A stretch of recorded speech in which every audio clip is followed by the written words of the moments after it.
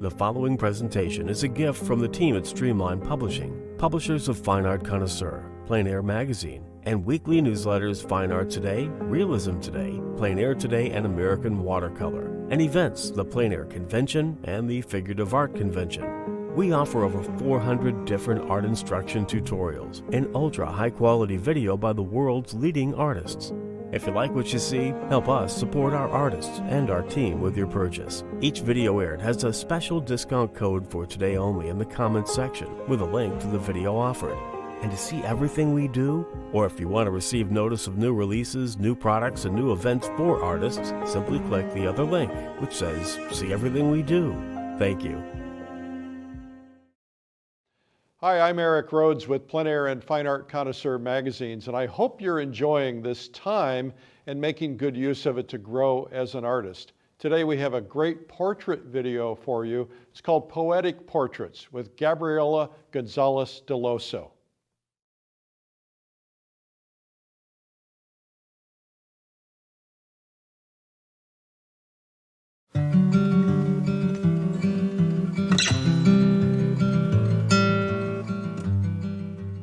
Hi, my name's Gabriela Gonzalez Dellosso, and I'm a figurative artist.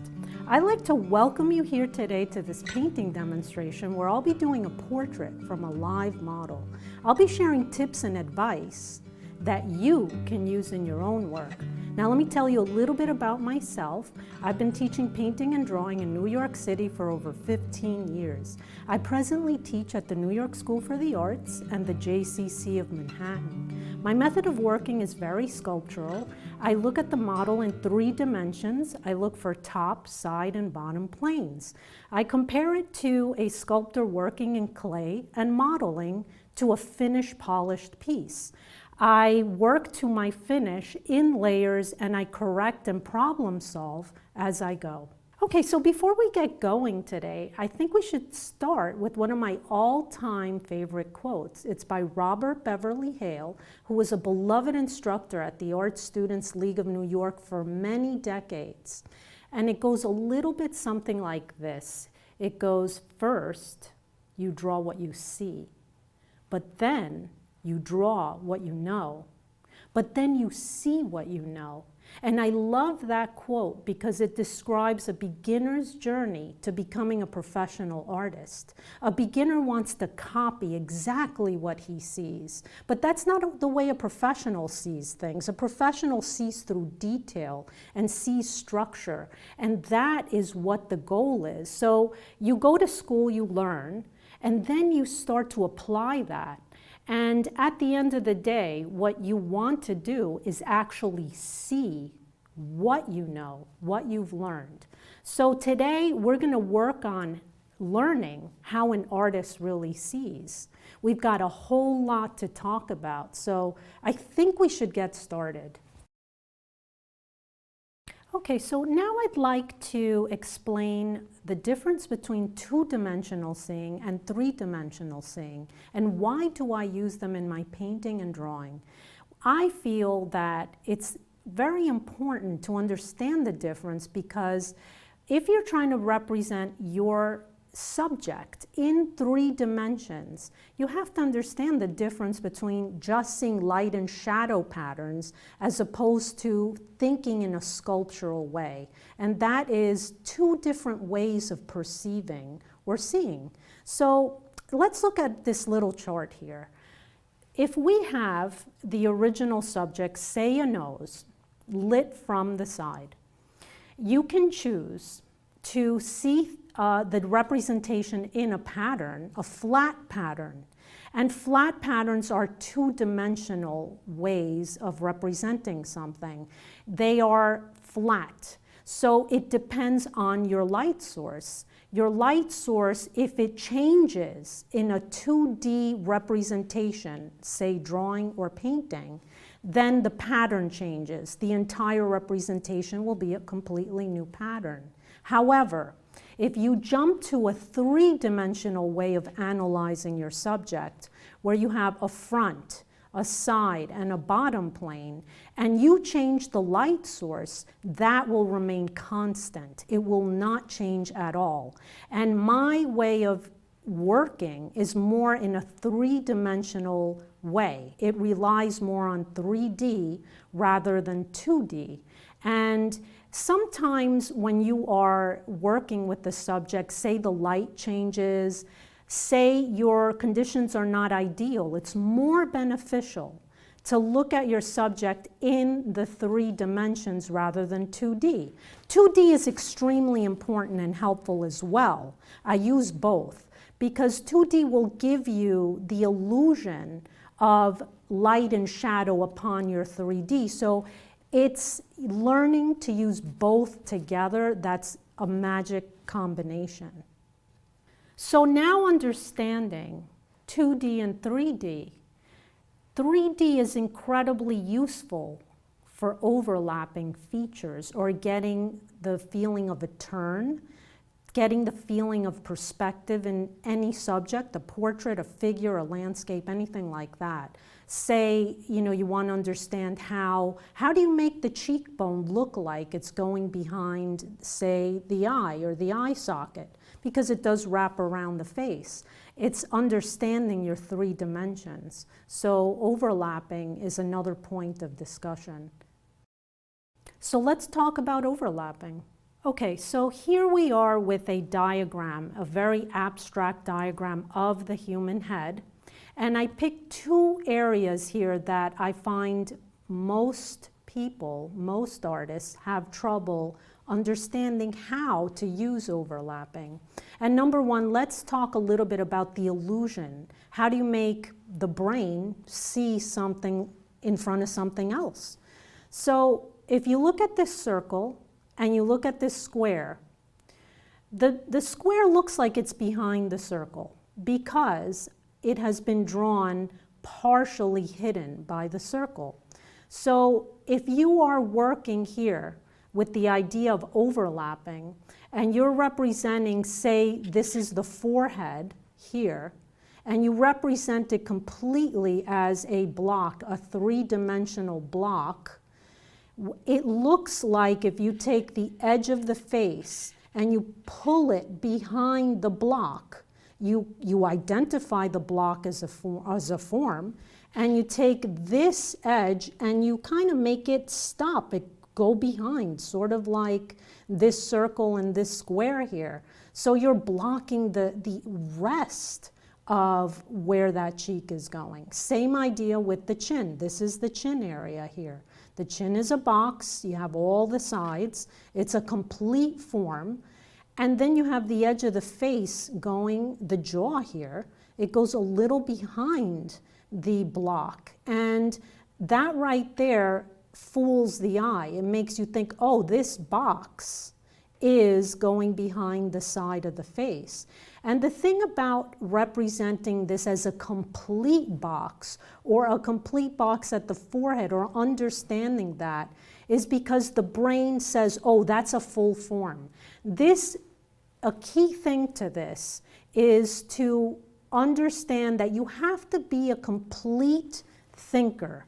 You have to be able to represent these forms completely, not just one side, not just the line here, forget about the rest of it. It's a complete form, and then this form reads behind it. It's like as if you drew this circle and you left part of it open. It's going to be confusing. Okay, so if you understand this concept of overlapping, then it's going to help you tremendously in your drawing.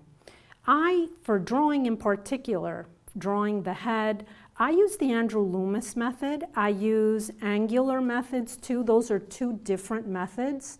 And so I want to talk a little bit about that with you. Okay, so now that we've talked about overlapping, I'm going to talk a little bit about methods of drawing the head or any subject in particular. Okay, so the Andrew Loomis method is a really interesting and great way to simplify the head. I like it because it really divides the sections of the face and it gives you sort of perspective in terms of how the head is turned. So the way it is you start with the circle, okay? And that circle represents the cranium. From there, you drop a midline as to where the center of the face of the model is. How is the model turned in accordance to how you are standing? And from there, you have 3/3, okay? And the 3/3 are as follows. You have from the top of the forehead to the brow line, which is right above the eye sockets, so that's 1/3. Then you have from the brow line to the bottom of the nose, that's another 1/3. And from the bottom of the nose to the bottom of the chin, that's another 1/3. I am not going to tell you to sit there and measure perfectly or anything like that. I do it by sense.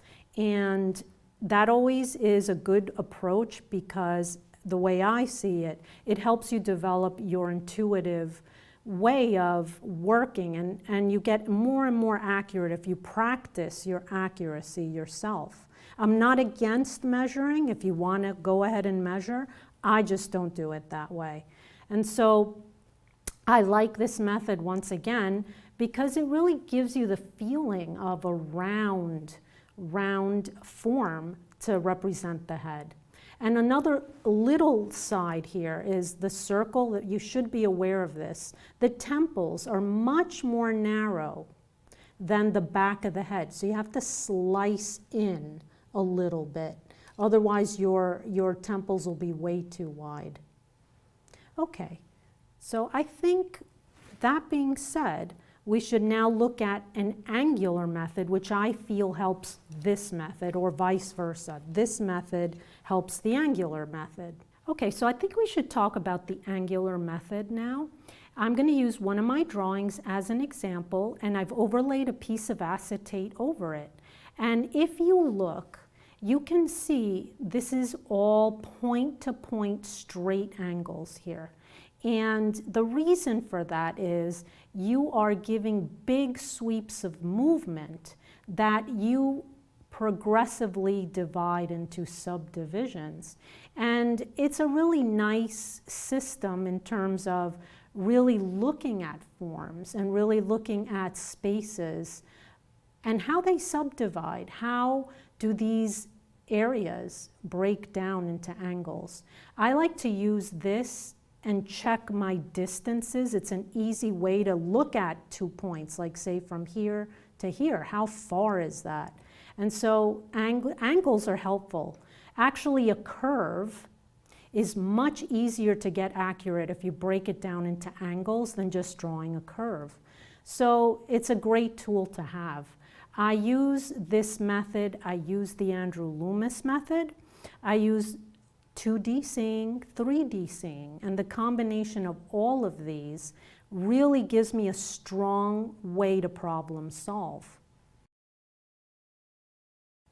Okay, so now that we've talked about some of the techniques that I use, I want to talk about some of the materials that I use. So here we're going to talk about my brushes.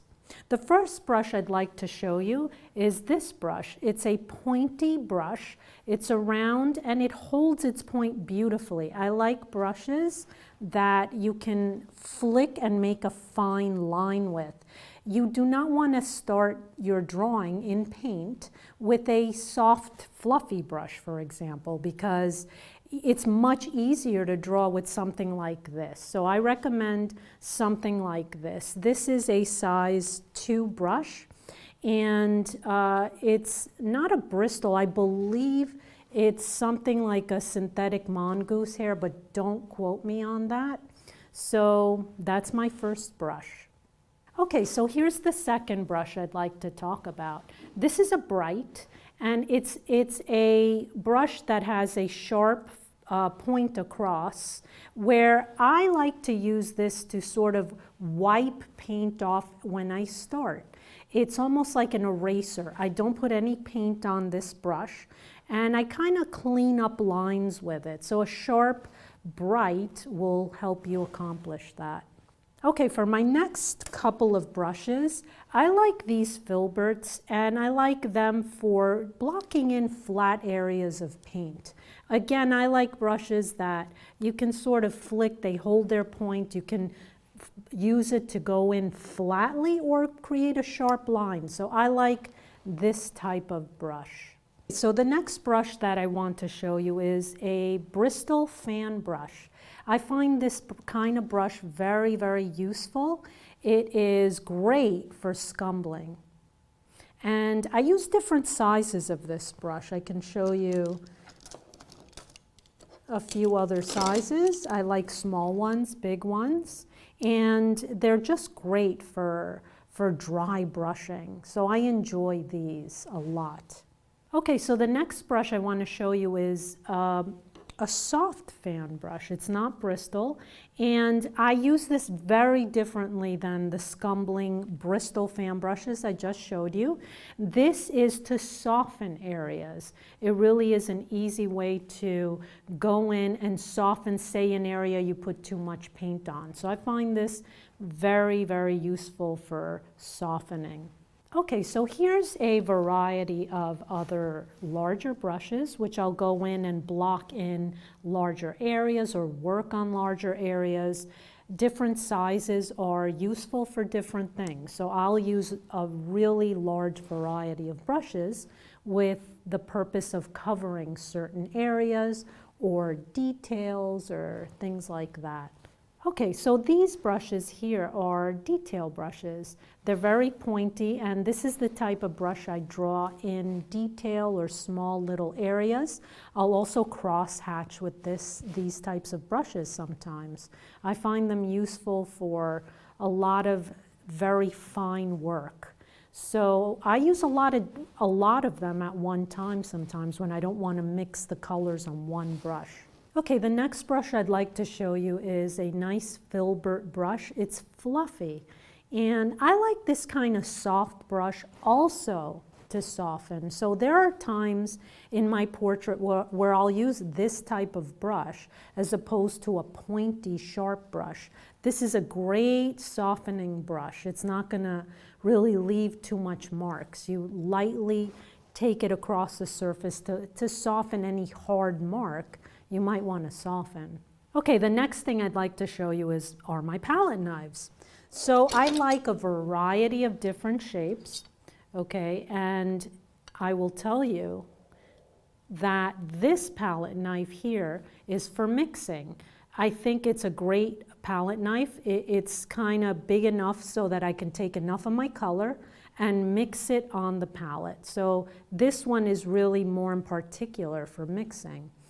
Now these here are different shapes. They're very different. I have a larger one, I have a smaller pointy one, and I have a rounded point one. And that gives me options in terms of what I need at the time. You don't want to use the same palette knife shape all across the painting, just different ones. I have here a variety of sizes that I find helpful and useful for different things. Okay, so I think it's time that we should lay out our colors. So the first color I'm going to lay out is titanium white.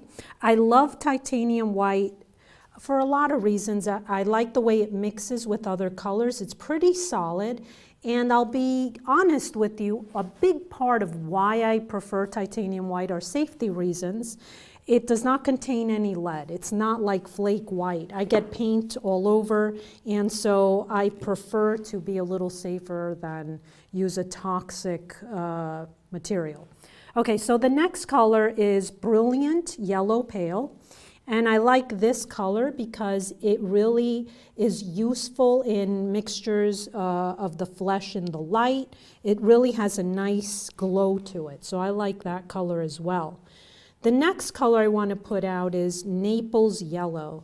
Naples Yellow is another useful yellow. It's not overpowering like, say, cadmium yellow. So I use that as well in many different ways. And I've just recently discovered a color I really like. All these yellows are really kind of fun. I have golden Naples Yellow, and it really has, it's not too yellowy, but it has a glow to it that I kind of really like as well. It's not like Brilliant Yellow Light, and it's not like Naples Yellow. So I put that out too. Now, I have another color here, and I just want to say I love color. And I feel like I use a lot of color. I've painted all my life with a lot of color. And I believe that it's much easier to learn how to paint with a lot of color because you learn combinations. You learn how does one color interact with another color. And I feel like if you learn how to paint with limited color, it's going to be a lot harder to change your habit, to add all these other colors. You're sort of depriving yourself of learning what can color actually do for you. So I've always been a big believer in color. I find it exciting. I find that the combinations are limitless. So the next color that right now I'm putting out is a transparent gold ochre. I just like this color. It's a rich color you can mix with other colors.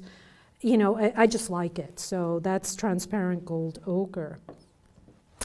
Okay, so next to that, I'm going to put a raw sienna, which is close to the transparent gold ochre. It's also a yellowy kind of ochre color. So I have a series of a group of yellows here that, you know, I can do a lot of things with. Okay, so my next color is going to be a burnt sienna. I love burnt sienna. It's a staple. It's a basic color in my palette. I mix shadow tones with it. I mix it into flesh. I mean, it's endless what I can do with it. So I like burnt sienna as well. And next to that, I'm going to put my burnt umber. Okay, so here is my burnt umber, another basic color. And I mix my shadow tones with it. So here's the burnt umber. Okay, that's a really important, have a big tube of that because you use a lot of this color for, say, darker areas or, you know, it's just great for shadows, a lot of things. Okay, so next to this, I'm going to put my cadmium red light. I'm actually going to go down the side here. I'm going to do cadmium red light. It's a fantastic color for flesh. It's a really wonderful color if you want to add like a rosy cheek or the nose or anything like that. It's just a great color. I love that color. Here's cadmium orange, and that gives you a little bit of a warmer feeling than the cad red light. It has a whole other quality. So I love cadmium orange as well. Okay, and now I would like to go into my cooler tones. So let's go to the ultramarine blue, which is another staple. It's a great blue, ultramarine blue, because it's not an overpowering blue. It's a blue you can mix in so many ways. You can mix it with white, you can mix it together with burnt umber, and you form this kind of nice dark grayish tone sometimes. So it's endless what you can do with the burnt umber. Okay, so one of my real favorite blues here is, or green blue, I don't know how exactly you want to classify it, is a cobalt turquoise. I love this color. It's one of my favorites. And the cobalt turquoise is a color that I love to use in the light. It gives you a cool, it's you know, misleading to look at it and think, oh, it's an overpowering color. But it actually mixes really subtly into flesh tone. So I love what I can do with this color. It's a lot of fun to use. Okay, and Prussian blue, let's put that out. The Prussian blue is you have to be careful with it. It's a beautiful color, but all you need is a dot of it. It's very powerful. It goes a long way. So I put a very small amount out. You don't want to have an accident and get it, you know, on a brush or something, because then it'll get on everything. It's this type of color. So I put a tiny bit out of it. Okay, so now let's go to greens. I'm going to put out Viridian. Viridian's a great basic color. It's a nice cool that I use in a variety of ways. It's can't do without that. And I have another color here. It's like a sap green, and it's not as, it's a warmer green than Viridian. Viridian's a cool green. So I have these two greens out right now. Now, I have a certain type of raw umber here that I compare different brands of raw umbers, and there are raw umbers that are warmer and there are raw umbers that are cooler. And this one's made by Lucas Berlin, and it's a lot greener than other raw umbers, and I just love it. It kind of gives you a nice brownish green. So I'm going to put some of that out as well. Okay. Now, I have ivory black here, and I'm very fond of it. I think, you know, ivory black is a color that really you could get beautiful accents with. So I've heard, oh, never use black in the colors. I don't believe that. I think it's a really useful color.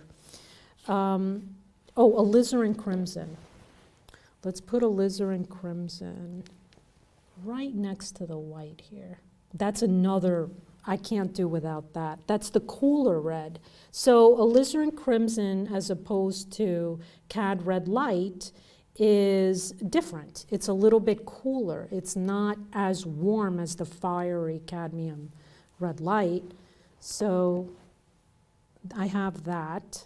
Okay, so I've put out my basic main colors that I really love to use, but I also want to tell you a little bit about a group of gray down colors. They're grays in different shades like purple or green or a little violet-y purple, blue, and I'm not sure I'm going to use them or which ones I'm going to use, but I've really been enjoying these. So I'm going to put them aside, and if we use them later on, I'll talk about them. And the other two are a brown pink and a phthalo cyanine turquoise. And so I'm going to leave them out, but I might put them in later.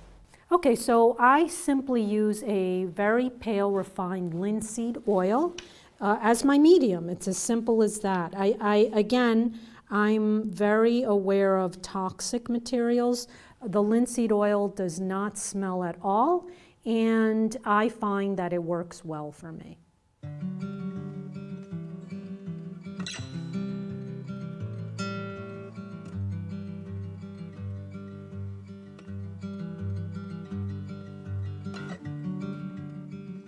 Okay, everybody, so what I'm going to be doing today is actually mapping out my subject on the canvas.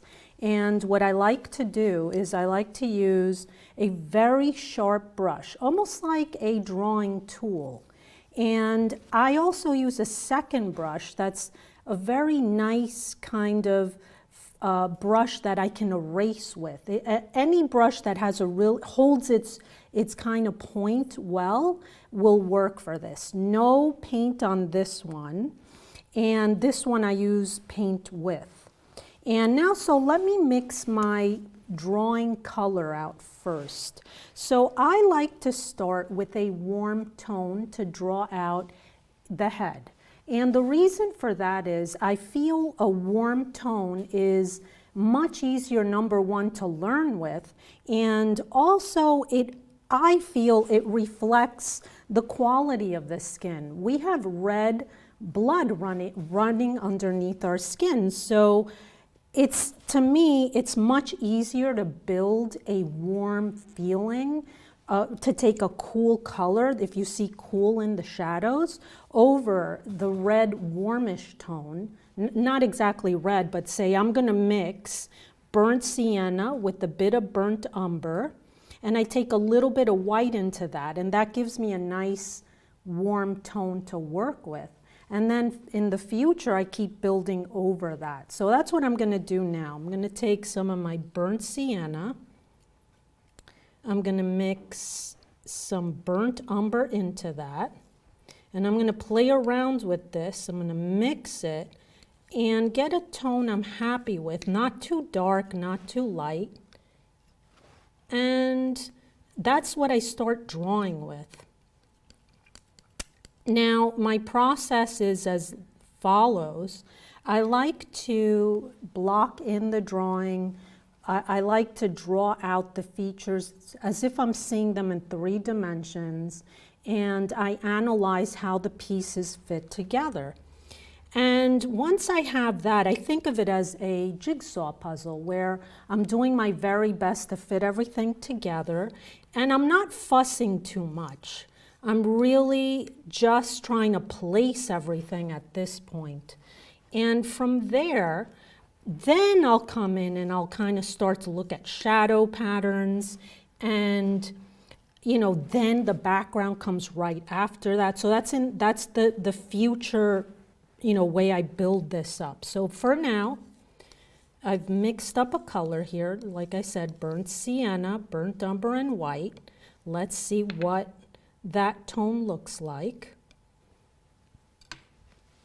I'm going to take a little bit of my medium. I use a very, very thin linseed oil, and that's because it's non-toxic.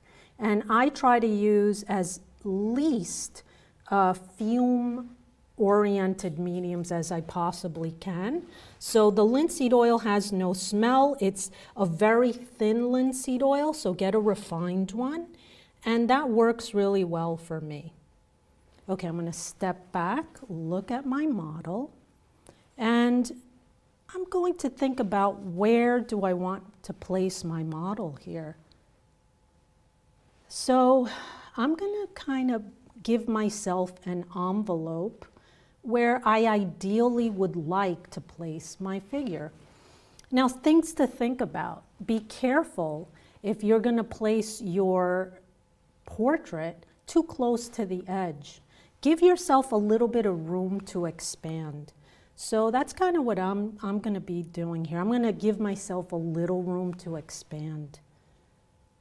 So I'm looking at outer angles. How big do I want her face? Let's see. Let's go here to here, say. And it's important to look all around. Let's not stay fussing in one spot too long. I'm going to pull this way. I see, obviously we're going to have the hair going on a diagonal this way. So I'm going to pull this over a little bit this way here.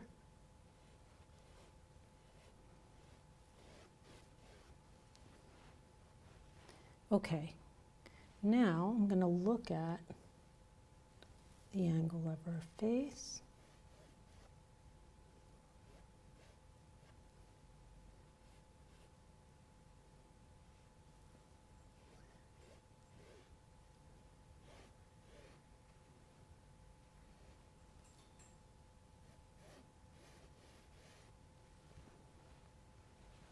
Okay, let's look at where her neck is.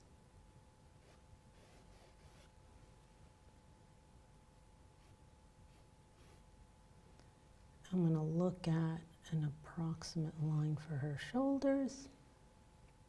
Okay, I'm coming back. I'm looking at the sweep. What's nice about this stage when you draw this way is look at sweeps. The shoulder sweeps across to the other side. So try to compose rhythms even though it's early on. It's always nice to be thinking.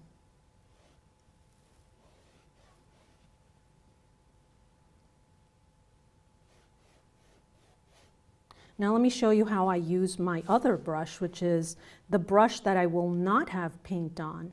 This is what I would refer to as my eraser brush. So I will dip it in a little bit of medium. I'll kind of get rid of the excess. And I'll come in and I kind of scrub into my canvas. And then I'll take my paper towel. I love Viva paper towels because they're like fabric, and they also help in this type of cleaning up. And then I just continue. So it kind of keeps it kind of clean, and it helps me kind of chisel in and correct.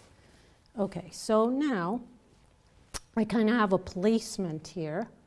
I'm going to go back in and start to really look at what's in here, what's in the face.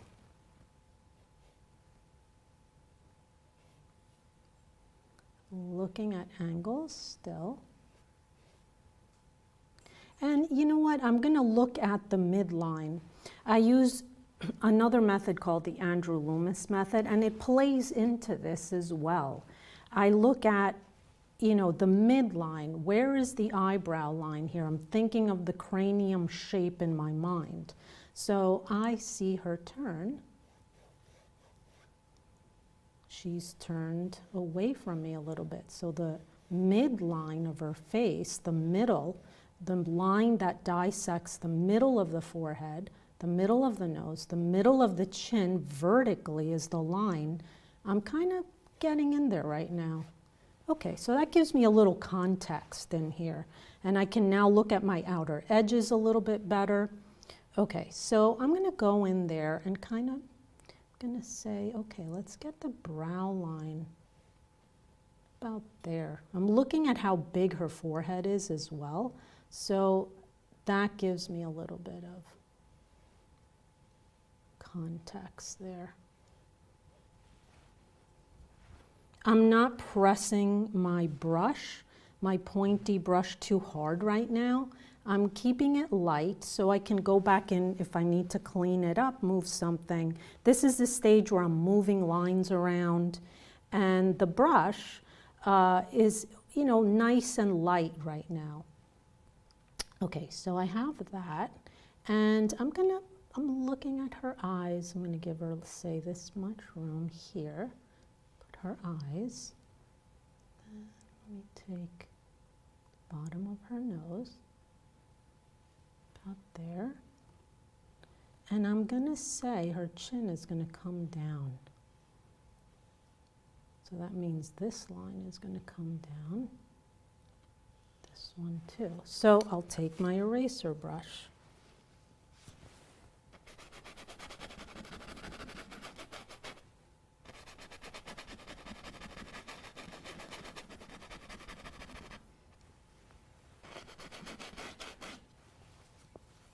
Okay, mouth is going to be somewhere here. Okay, so you see how I correct here. It is really nice to be able to go in, move lines around, and keep observing. Okay, so I'm going back now to a key area, which is the eye area. So let's look at this contour line now. This I'm going to turn into a three-dimensional plane. I'm looking at this as a block. This is the forehead. Okay, so I'm looking from one side to the other side here. There's an angle that goes inward.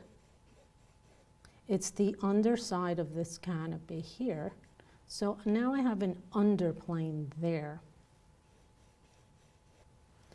Okay,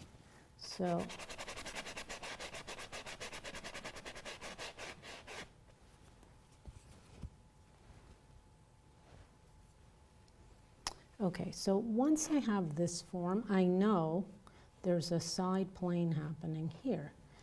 I'm going to come back now and look at where is the cheek now here. It's going behind the canopy. So that little angle I'm observing, I'm pulling it down, so it's a lot more like what's happening right now there. And I look at this, and I keep observing, I keep looking and adjusting as I go. Okay, let's get the feeling of the nose now. So I get an envelope here as well.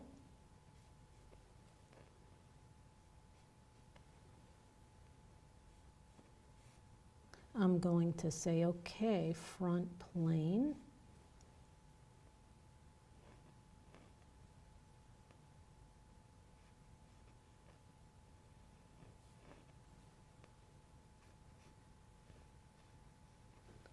Okay, so little by little, I'm getting the feeling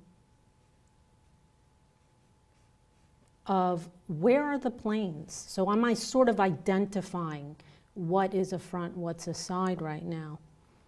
Okay, so I have the cheekbone here. Let's look at the cheekbone over here.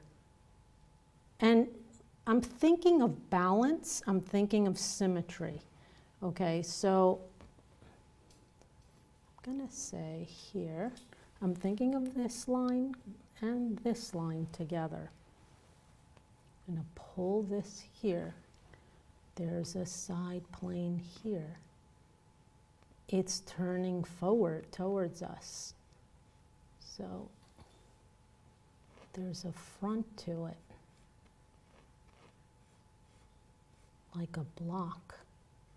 Okay, come this way.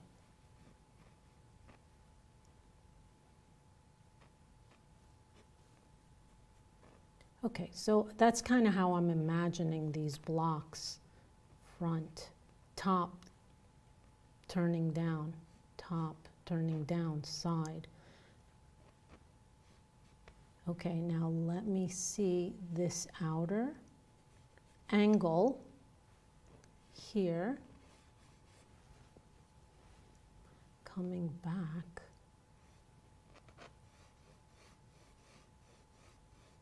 to my jawline here, and this keeps getting a little bit longer as I go. Gonna block the mouth a little bit, just give myself an idea, make sure I'm lining this up. And I'm moving all around. I'm moving all around here. I don't stay in one spot at this point. It's all about adjusting the pieces of this puzzle, as I say. You know, if you find yourself fussing with one little area for more than 30 seconds, then you have to question what you're doing. I learned this lesson very early on when I first started painting. I got an assignment from my class, and I was determined to make this amazing. And I took home the assignment and I started working on it, and it was 2 figures, I remember. And the size of the head of one of the figures was like maybe a little bit bigger than a quarter. And there was an eye I just couldn't get right, and I just kept working on it. I kept changing the size, I kept changing the value of it, I kept changing the placement, I kept changing anything I could think of, and no matter what I did, it didn't work. I was so distressed over this whole thing. And I was just, nothing was gonna get me down with this eye. And so 1 hour, 2 hours, 3 hours, 4 hours, 5 hours on the eye. And I just collapsed with the whole thing. And my father knocked on the door. And I opened the door, and my father comes in, and he's like, "What's going on here?" And so I told him the story that I've been working on the eye and the whole thing. And do you know what? He looked at my painting and he said, he goes, "It's not the eye. It's probably what's next to it. Work on another part and come back."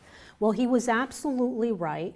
And I worked on another part of the painting, and all of a sudden, the eye started to look like it was in the right place. So I learned that lesson very, very early on, that do not fuss, even if it looks completely wrong. Move around the painting, because I equate it to a jigsaw puzzle where the pieces will fall into place if you just keep working around. So that's kind of my little lesson on do not fuss in one single place. Okay, so now I'm looking at the hair, and I'm gonna quickly kind of give myself a frame here, looking at how it kind of goes around her face. It frames her face. Hair is really important. It's so full of rhythms, and you can do so many things with designing the hair.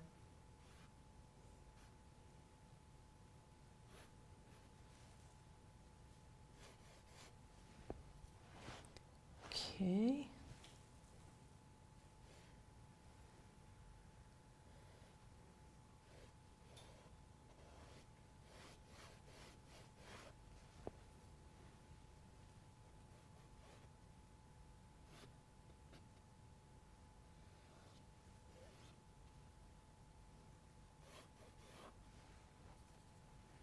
Okay, let's look at the collar. Where is the collar of the top? Here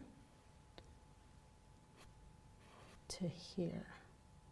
Okay, I'm gonna get an idea. The V, the blouse. Let's move this over a little bit.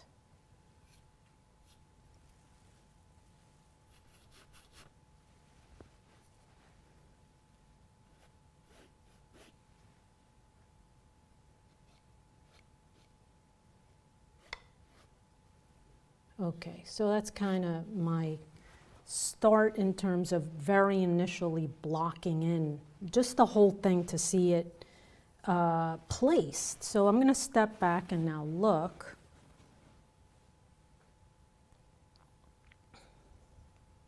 Okay, yeah, I kind of like the placement. So, okay, so now I'm just going to really start to shape. I'm now thinking like, okay, I'm going to chisel in like a sculptor would chisel in with his tool or her tool onto the clay.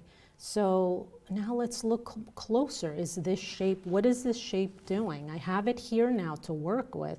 So I am going to really look and start to get the feeling of it. Okay. So I'm looking at her nose.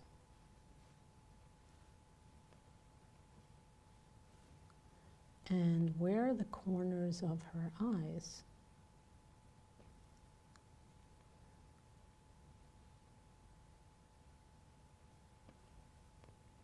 Here.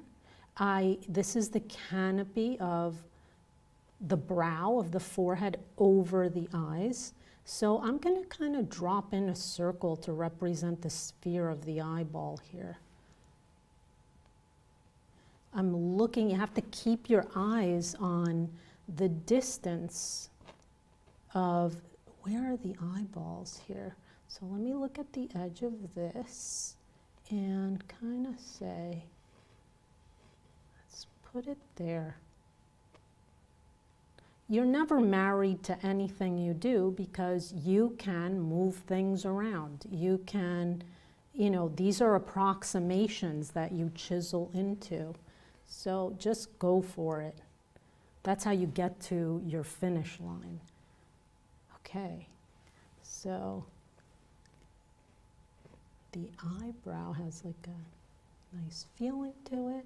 This one's slightly higher than this one.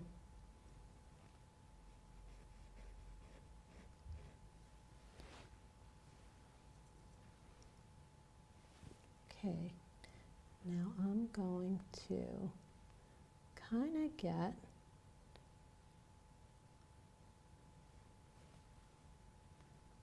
the openings here. I'm wrapping my top lid around the eye, and I'm going to say her iris is about here for now.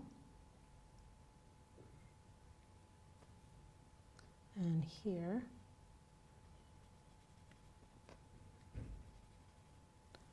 And one thing I can say about the eyes is that the top lid is always more pronounced than the bottom lid. The bottom lid is much softer.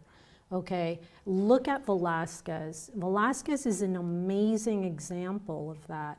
When he paints eyes, you will notice the top lid is always sharper and the bottom lid is, it almost melts into, yet it's there, it melts into the face. So I always remember that when I'm painting the lids initially. So my eraser brush, once again, I go in and I see there's a little bit more space here. So just going in there, pulling that line up.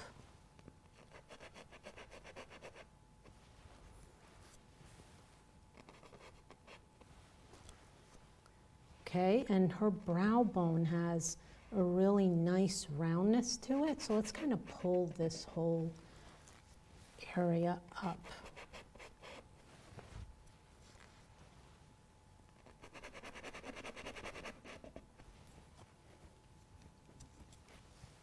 Okay, now this is really interesting what I'm going to tell you right now about the brow line. I actually want to stop and pick up the skull for a second so I can actually show you on the skull itself a little interesting thing you may not know about the brow bone, which actually influences how you draw eyebrows. So I'm going to pick up the skull. Okay, I'm looking at the brow bone right now. Now, halfway across the top of the eye socket line, there is a change in the eyebrow, in the brow bone, okay? In the inner corners, if you look carefully at a skull, you're going to notice there's a little sweep inward. There's a flatter sweep. However, when you go midway across the brow bone, there's a sharpness to it. So the way the eyebrow grows over this changes midway through. So start observing eyebrows, because eyebrows, when they start towards the inner corner, they grow a certain way. They grow upward, okay? Center comes along and becomes this sharper line. They kind of start to turn inward and grow on this sharp line. So it's a really interesting thing to understand. Okay, so I'm continuously looking at my mapping in, my placement of things, and I'm developing further and further. So I'm going to now look again at the nose area, and I'm looking at angles right now. I'm going to dip my eraser brush with no paint, and I'm just going to pull an angle a little bit outward. I see it as more on a diagonal here. Okay, that seems a little bit more accurate.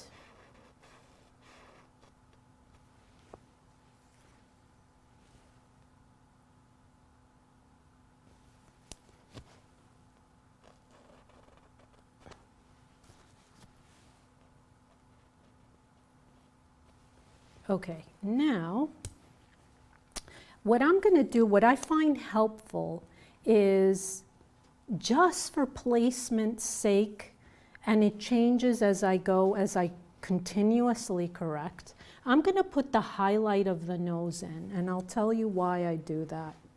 So with a nice sharp brush, I'm just going to take some white, and I'm going to place my highlight where I think it is at this point. I'm just approximating. Just put enough paint so I can see it. Oh, and one little thing I would like to mention is I like to start on a toned canvas, and the reason being is because of what I just did. If I was starting on a white canvas, my highlights would be the same value as the white canvas. So, you know, really knocking down the value of your canvas by toning it gives you some opportunity to work up to the higher values. It's easier to see. So I feel that's a much, much better philosophy and way to start a painting. You can do anything you want once you are very experienced. You can use the white canvas knowing what awaits you, but I feel it's much more practical to tone your canvases. So I can see this highlight, and what I'm looking at right now is my distance from the eye.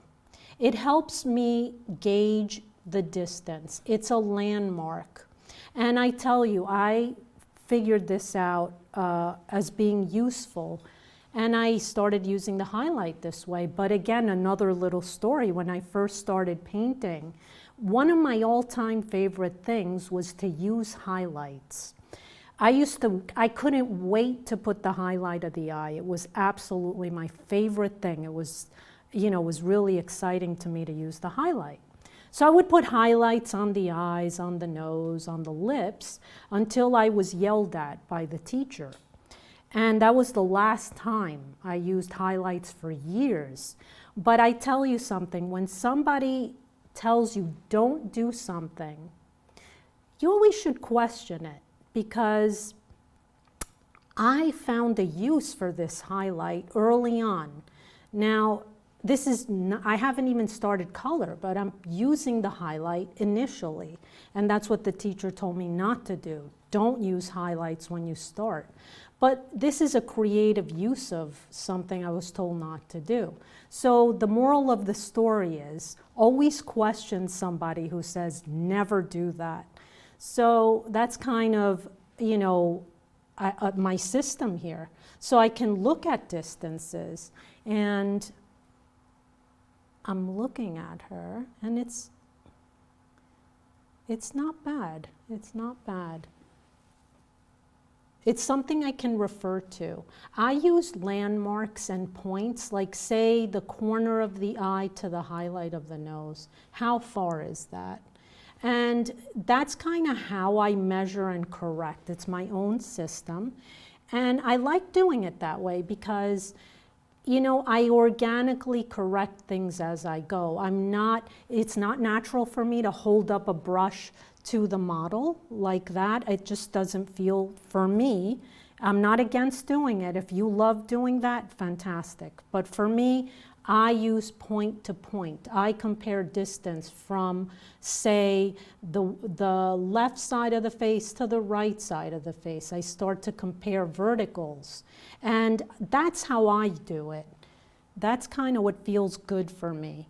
So I'm going to keep that there. And as I develop the nose more, this highlight is going to show me where I am. So let me go back. I'm going to put this brush down. And I'm going to continue to develop the nose. Now this, from the highlight to the bottom of her nose, is going to be a little further. So I'm pulling this out. I'm pulling the wing of the nose down. This is the wing of the nose. I'm going to say there. Now I'm going to go in and find that little triangle under the nose, that little hook of the nose. It's so helpful, such a great little area to use to determine the turn, to determine, part of the nostril. I'm going to pull this over, which I see here.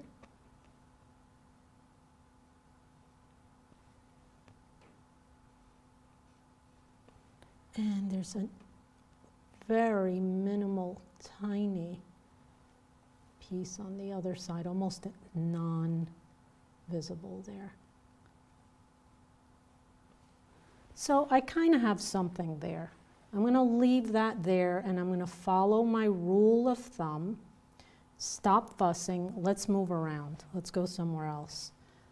I'm going to come here, actually, right there. This is tiny bit higher than the highlight. Okay, just leave it there. Okay, so another little landmark, which might change all of this, everything helps everything else, is this little point at the end of the wing of the nose creates a little diagonal here into the cheek. So this little landmark helps many times determine distance from how long is the nose. Highlight can help you, this little moment here. Let's go back up to the eye. Let me find this space. How long is that?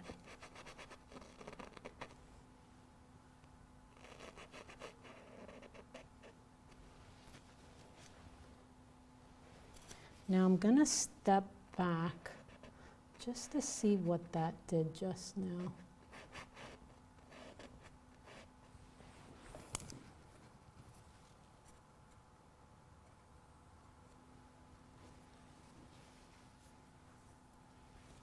Going to pull this lid up a little bit and this downward a little, and that's going to pull that up actually.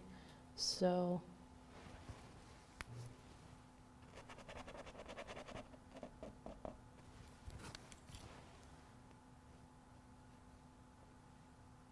I'm going to put a point right there.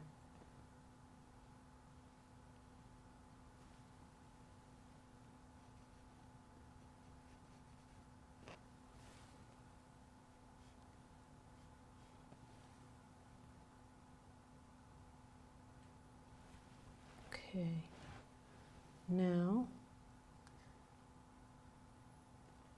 there's a little light, a little shadow, I mean, right here. It's very subtle here.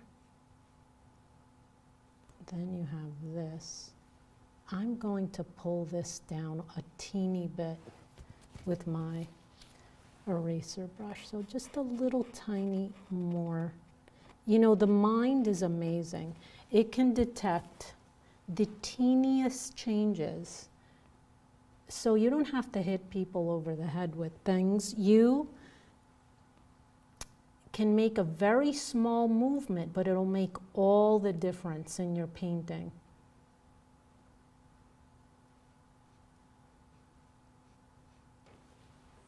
Okay, I like that better. Okay, so that for now will just stay like this. This is a slight bit more pointy. As we go, I'll develop that. I'm going to come here. I'm going to pull this base a little bit higher.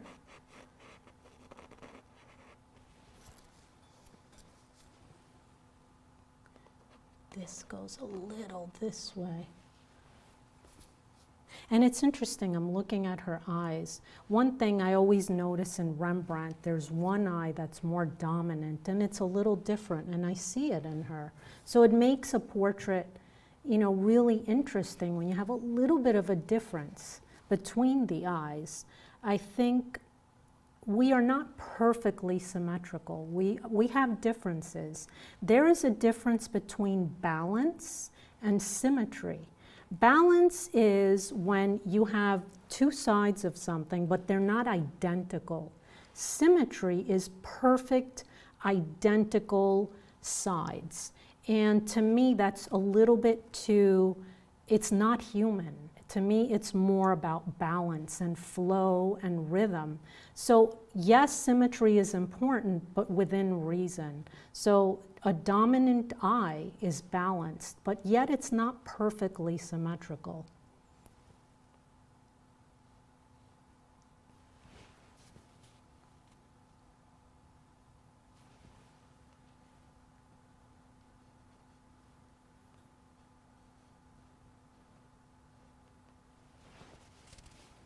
Okay, I'm going to move down now and look at the mouth. See what's going on at the mouth. I'm still with my light brush, and I'm going to kind of go from vertically. I'm going to draw vertically from the nose to the mouth. One mistake I see people make so often is they think of the mouth as a horizontal form, and actually the head is an egg, so the center of the mouth is more forward than the two sides, the right and the left.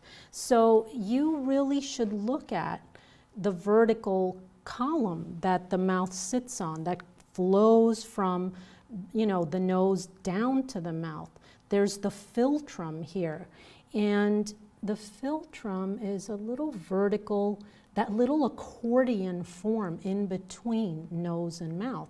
And if you look at the mouth carefully, there's a little triangular protrusion at the top lip, the center of the top lip. So I'm turning that in. That's a little too dark, so I'm going to take my paper towel and just blot it a little, just so I don't have more paint than I want right now. Okay. And I'm going to make sure we come out enough. You don't want the mouth to end right under the wing of the nose. You want to be further out. It's a diagonal relationship between the corner of the mouth and the wing of the nose.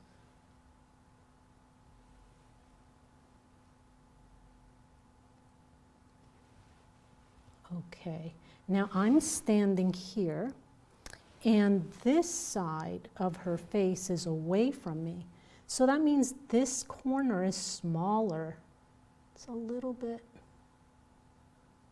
foreshortened. I have the center in front.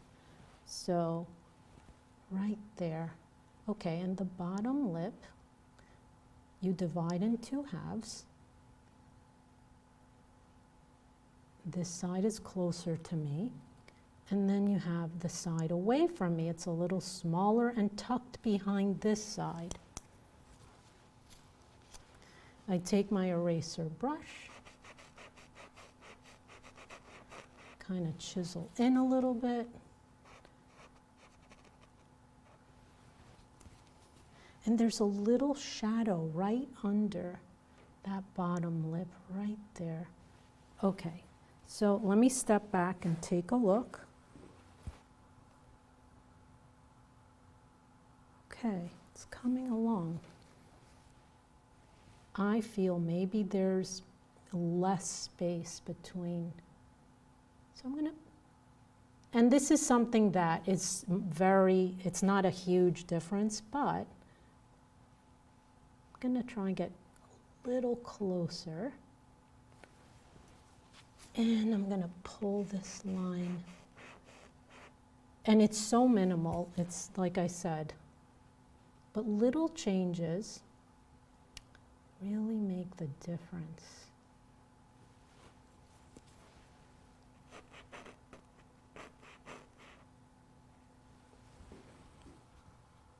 Okay, I'll leave it there for now, and it's much, to be done. Okay, so now I'm going to come out again to my contours here. And I'm going to look at the shape of my cheekbone and jawbone and chin. Okay, this is not bad.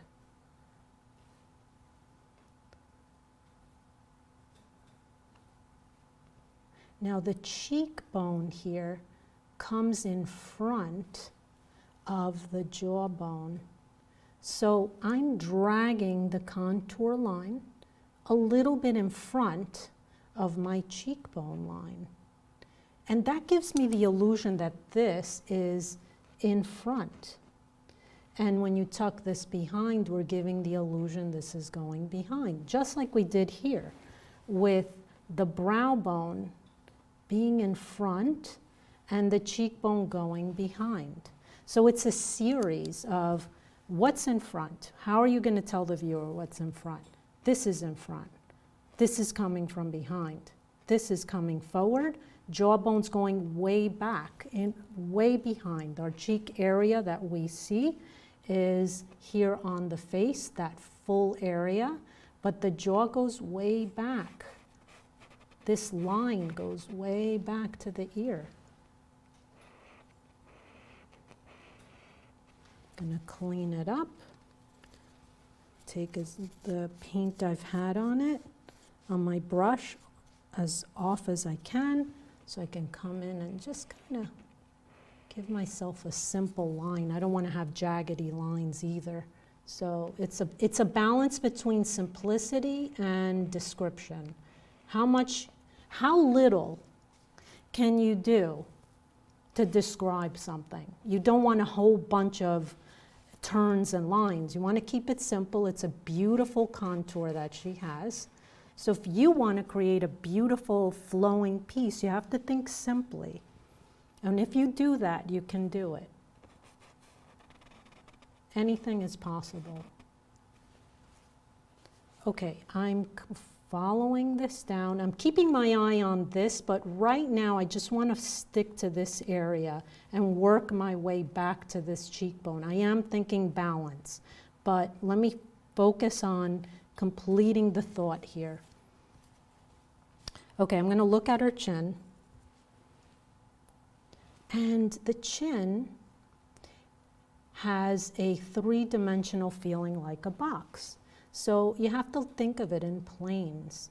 I think of it as, okay, here the chin is going back, so there's a side plane, kind of like the cheekbone here.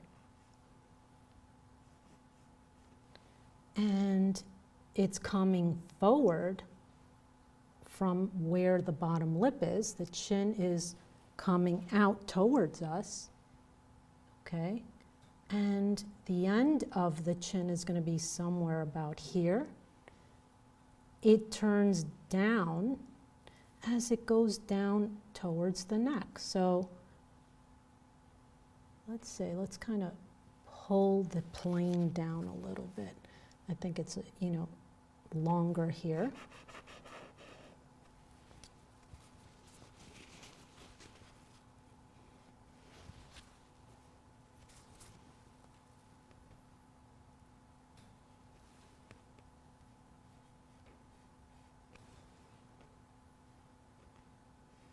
Okay, so that gives me a nice area here. Checking this comes upward, this comes back. Okay, we have this jaw coming a little behind it, there. And, think of the chin as being placed in the middle of the bookends of the jaw. You have two sides that are balanced and symmetrical, I would say, or maybe not. Are they identical? That's a good question. And you have the chin in the center. So I'm thinking, how does the chin fit in between these two sides? That's what I'm thinking. Okay, so now this has kind of brought me over to this area here, which is the cheekbone area. How does it relate to our eye socket? Okay, so there is light falling here. It's kind of the top of the eye socket. So I'm just going to clean that area up a little bit.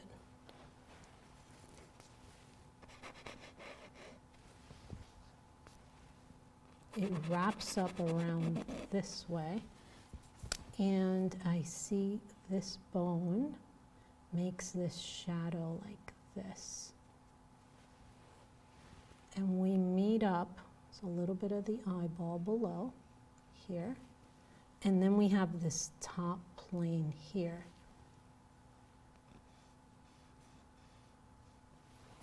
We have a really nice shadow we can deal with here in our next phase. So this kind of wraps around like that.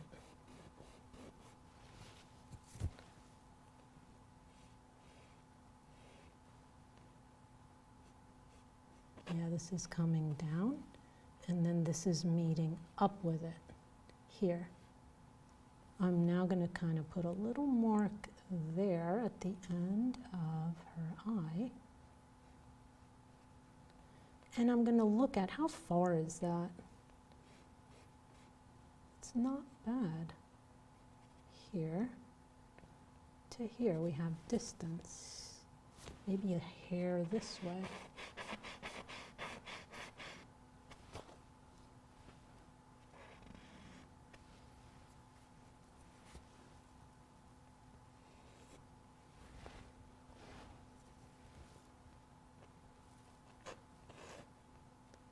Say the ear is going to be somewhere. I mean, even though I don't see it, I'm kind of just comparing.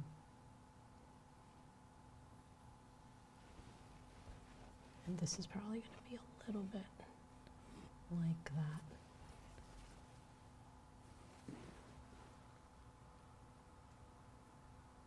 Okay, now I'm going to come back down to the neck. Shirt is here. Now that I have things placed, I can see this a little bit better. So come here. This comes a little bit like this. Her hair is here.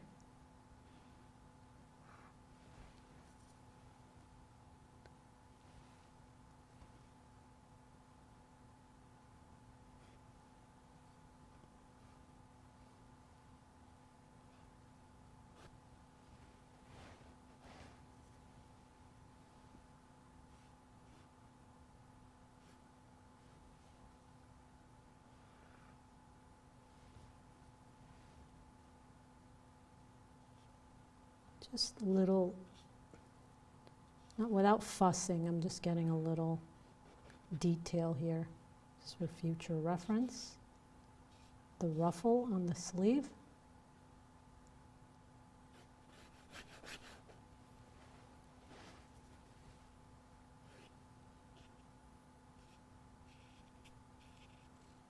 And the hair really cascades nicely into that. So that's going to be kind of fun to get started.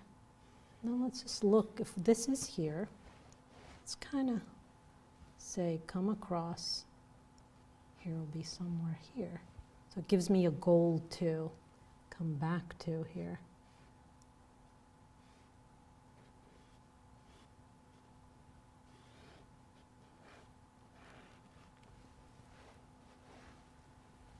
And I'm thinking flow, I'm thinking rhythm right now, even though at this early stage, I know there's not much there, but I'm kind of imagining this coming around. And I'm just flowing this across.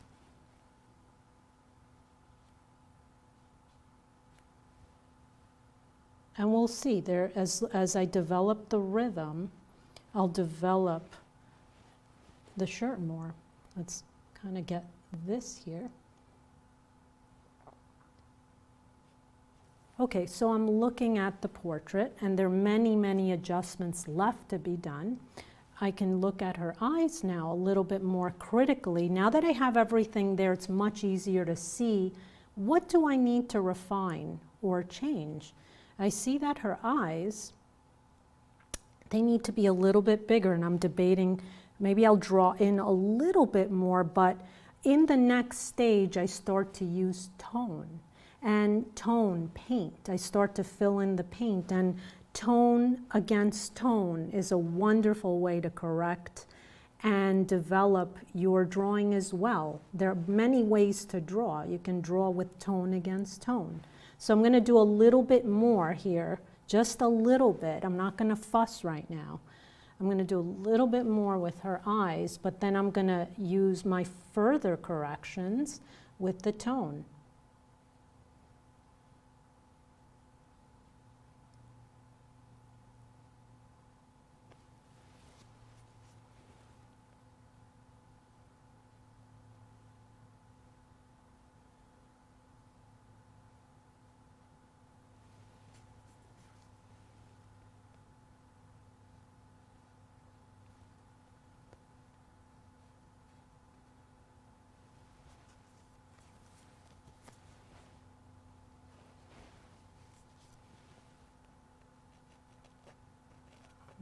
A little eraser brush always does the trick.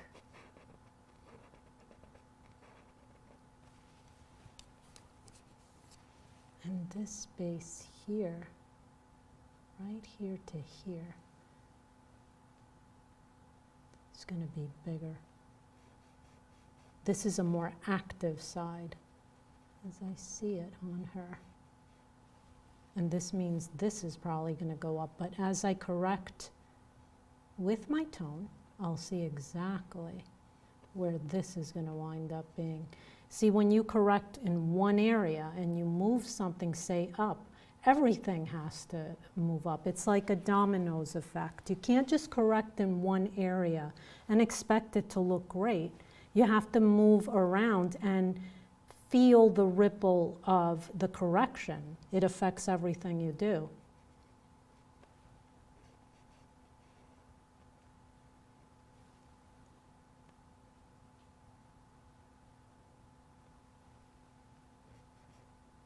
Okay, I'm going to step back, take a look.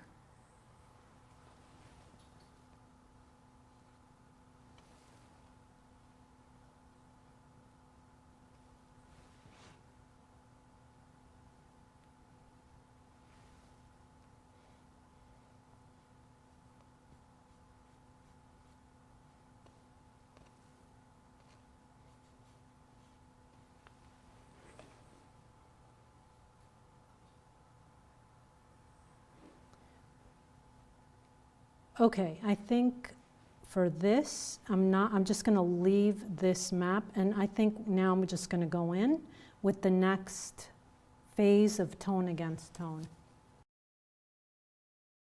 Okay, so now we're going to come into blocking in the painting. And here's my rule in terms of the order that I do this. What I do is I start to block in the darks, the shadows. Okay, I'll go in and look for shadow patterns. The hair I'll block in as a dark, which is the frame for the face. The background is next, and then the lights are last. The lights are last. It really is a great way to start because you have context of comparison, because you cannot drop in a skin tone against a blank background, because what happens is your skin tone will look completely different if you come in with your background afterward. It's much better, much more efficient if you block in your background, have that context of comparison, then block in your skin tone, because it just makes a lot more sense. There's atmosphere in a painting. If you have your background in, you could take a little bit of your background color and mix it into your skin tone. These are all things that are much more intelligent and a smart way to work. So that's the order that I like to come in and block my values in. So let's get started with that. I'm going to say, let me come in and block in her hair tone, because it's a large area of dark here that frames her face in this case. So I'm going to come in with that. I'm going to come in with the background here, and then I'm going to start to work out the shadow pattern on her face. Okay, and I'm going to see what the values are here. Okay, so let's start with that. Let me take my palette knife, and what I'm going to do is I'm going to clean it off from my previous mixing. I'm going to mix my burnt umber. I'm going to take a little bit of white into it.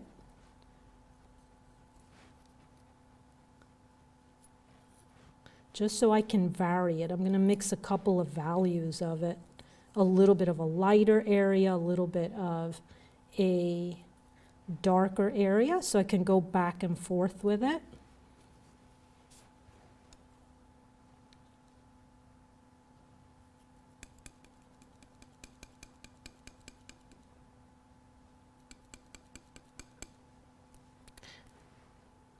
You know, she's wearing that beautiful turquoise colored blouse. And I see blues in the hair. I'm gonna kind of have a little bit, I'm gonna jump a little bit and put a little, I'm gonna put a little ultramarine blue for now in that hair. I'm gonna mix just a little section here with ultramarine blue. Maybe that'll be where I have my darkest darks. Get a little more burnt umber to mix in there. Some more color.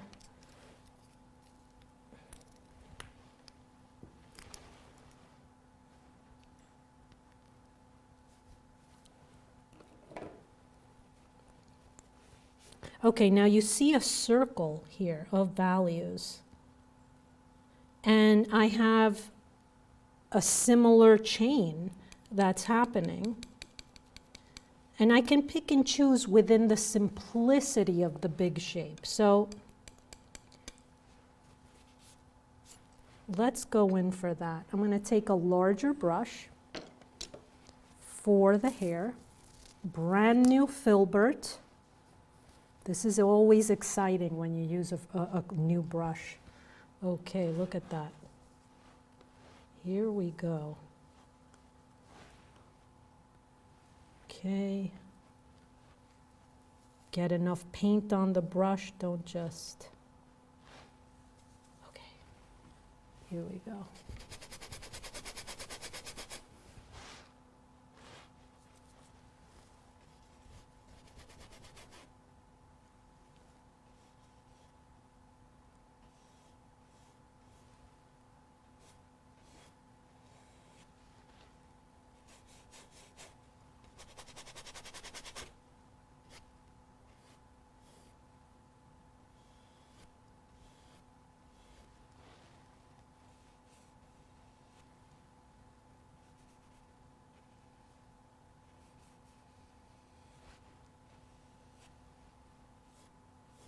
Now I'm going to take my drawing brush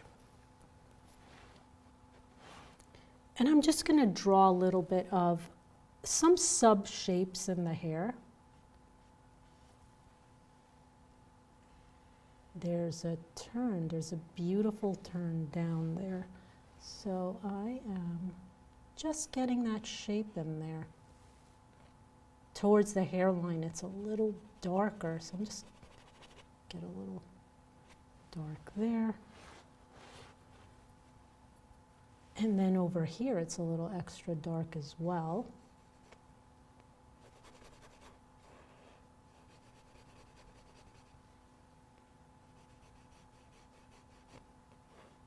So this is smaller. This is a smaller little area.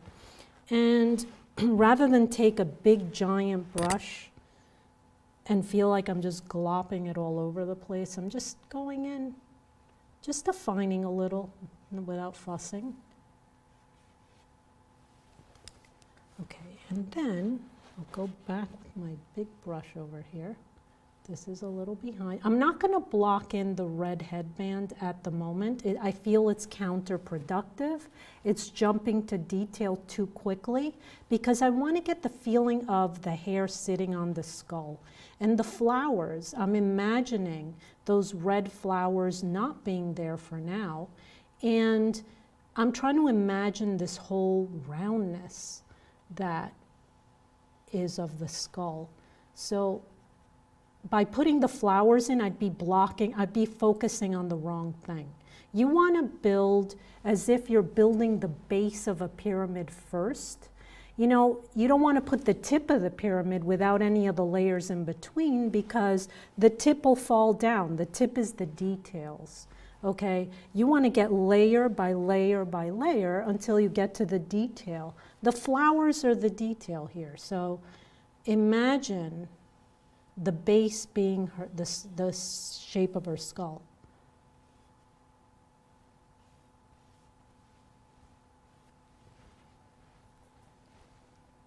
Okay, I'm going to take a little bit of a lighter tone. I see lighter areas, so I'm going to take a lighter tone here. my larger brush.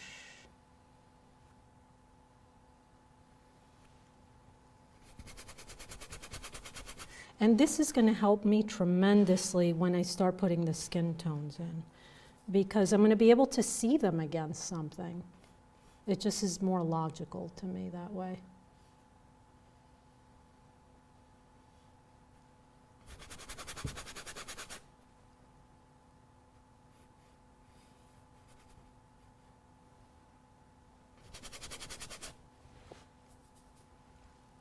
What helps too with this sort of thing is squinting your eyes, because the shapes, you lose all the detail. So that's incredibly helpful as well.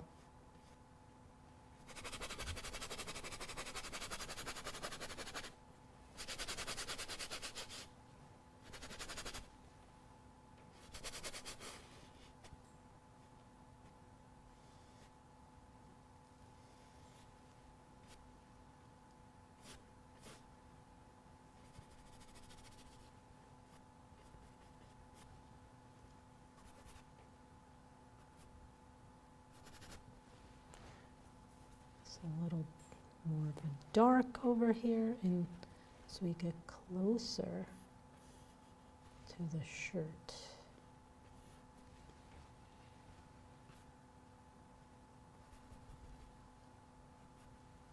Okay, let me come back up. Lighter. It's lighter, there's a curve here.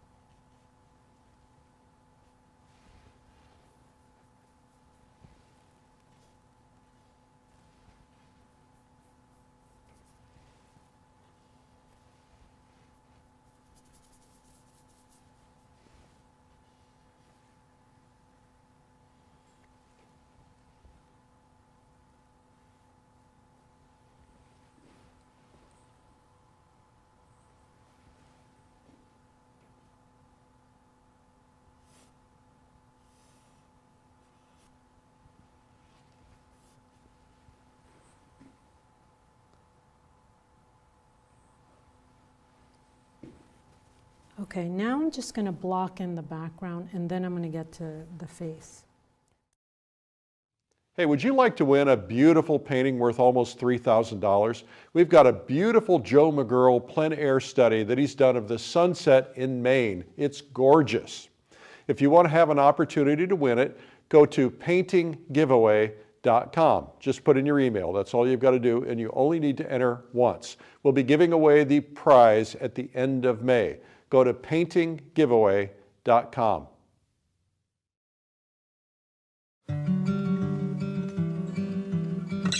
Taking your portraits beyond likeness into a realm of poetic expression is truly the goal of every portrait painter.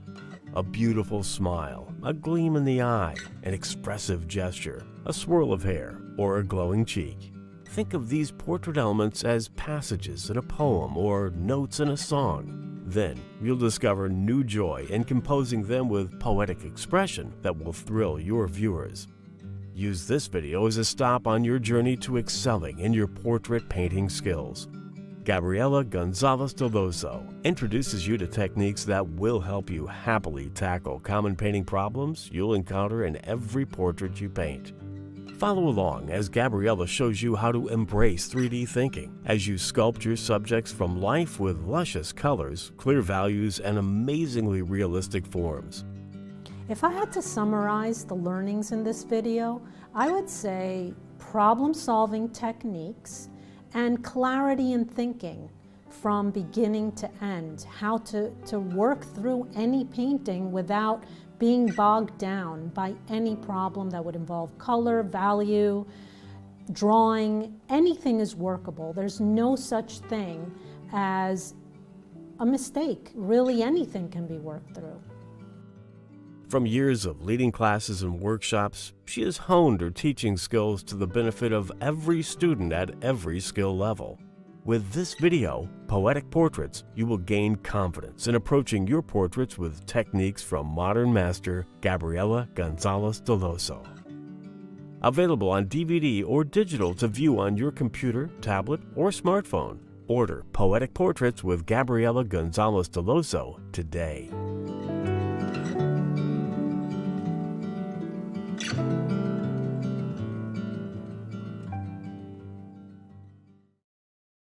Gabriela does beautiful work. Hope you enjoyed that. You can learn more about her video, Poetic Portraits, at lilyartvideo.com. Now let's get into an interview with Gabriela.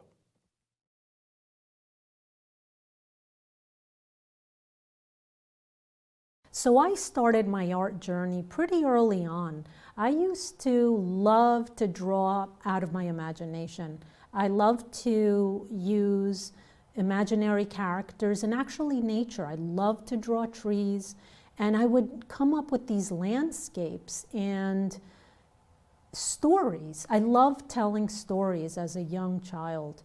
And as I went through my teenage years, I continued developing my stories in drawing, and I started actually using oil paint when I was like about 20 years old. I started to study. I started to go to classes and take painting and drawing, and I fell in love with it, and it's been a love affair ever since. I find my ideal subjects through ideas I have. I love to tell stories, and I find my subjects that'll actually be able to represent what I'm thinking in my story. I know when I see it. So for me, it's all about matching my idea to my subject. If I had to describe my painting style, I would have to say it's a little bit of a lot of different styles. I pull out different tools at different times. I definitely go with my feeling. I paint by feeling. I'm not one particular style. I can go with a little bit of a looser feeling sometimes, and sometimes a tighter feeling. It's just how does the painting style serve me? And that's why I feel that anyone can benefit from this video, because I'm not that one particular style. I'm a lot of styles put together. I studied in all kinds of schools and all kinds of classes, and I took a little bit from a lot of different places to come up with my own voice. I currently have a solo show opening. It opens August 31st, and it's at the Heckscher Museum in Huntington, New York, and it's called A Brush for Her Story, and it features my narrative paintings. They're homage paintings to historical women painters, and it actually is traveling to Florida to the Polk Museum in Lakeland. So it's really exciting. I'm really excited about it. I've worked hard, and I can't wait to see the collection up on the walls. I have an organic and sculptural way of seeing my subject. I feel that the most important thing is to be able to create, for representational art, of course, a three-dimensional illusion, because we're painting on a two-dimensional surface after all. So in order to do that, you have to understand the three dimensions. If you're sitting there lighting a model and you're actually have a setup that you're looking at, 3D is really an incredibly important part of the process. No matter how many classes you take or how many different approaches you have, if you don't understand that, and if you're kind of just copying, it's a cosmetic thing. Really, three-dimensional thinking is so important for any style that is going to be representational. I paint portraits because I love people or stories. Every single person is a story, and they have something different to offer. No two people are exactly alike, just like no two artists are exactly alike, and we're all unique. And for me, that's really the exciting thing about painting somebody, is that unique person that sits there right in front of me. Painting from life is so important because you are actually seeing a living, breathing person, and you're going to get a different story from a living person than a photograph. Now, I'm not against photographs at all, but I believe having the experience of painting from the model is so valuable because of what I said before, because of the three-dimensional aspect.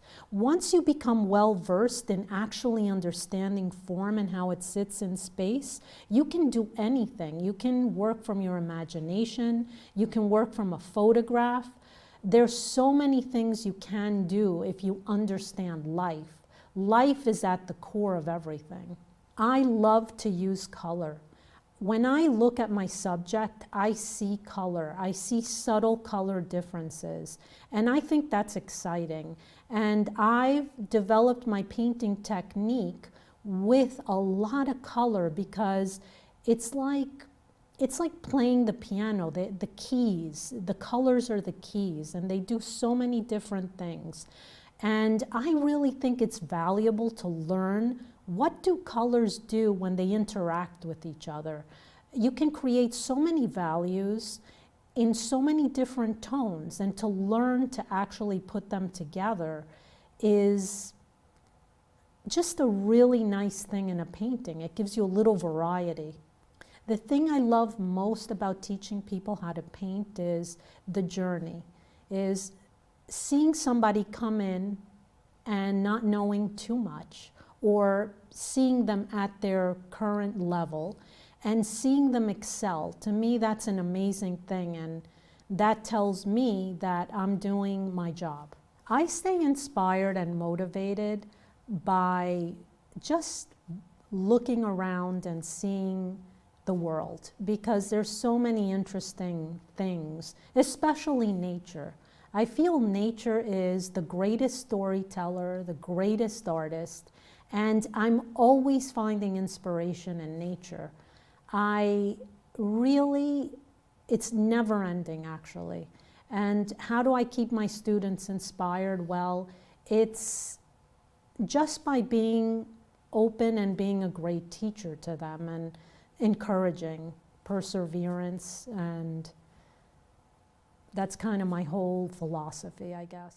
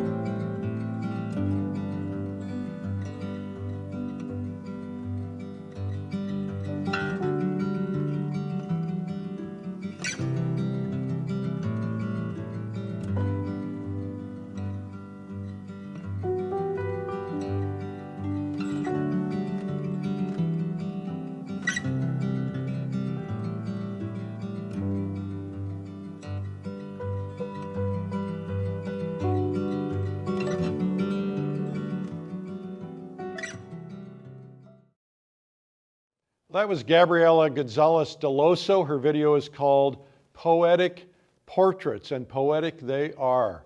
You can learn more about that at lilyartvideo.com. I'm Eric Rhodes. Thanks for watching.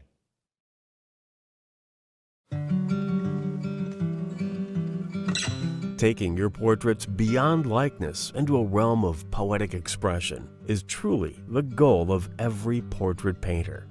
A beautiful smile, a gleam in the eye, an expressive gesture, a swirl of hair, or a glowing cheek. Think of these portrait elements as passages in a poem or notes in a song. Then you'll discover new joy in composing them with poetic expression that will thrill your viewers. Use this video as a stop on your journey to excelling in your portrait painting skills. Gabriela Gonzalez Dellosso introduces you to techniques that will help you happily tackle common painting problems you'll encounter in every portrait you paint.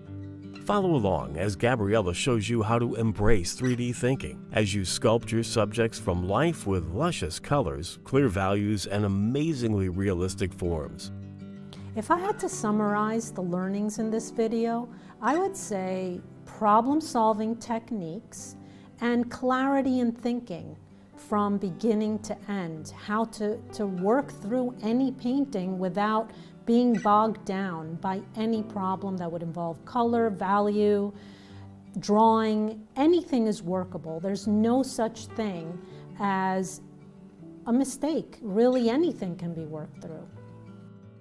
From years of leading classes and workshops, she has honed her teaching skills to the benefit of every student at every skill level. With this video, Poetic Portraits, you will gain confidence in approaching your portraits with techniques from modern master Gabriela Gonzalez Dellosso. Available on DVD or digital to view on your computer, tablet, or smartphone. Order Poetic Portraits with Gabriela Gonzalez Dellosso today.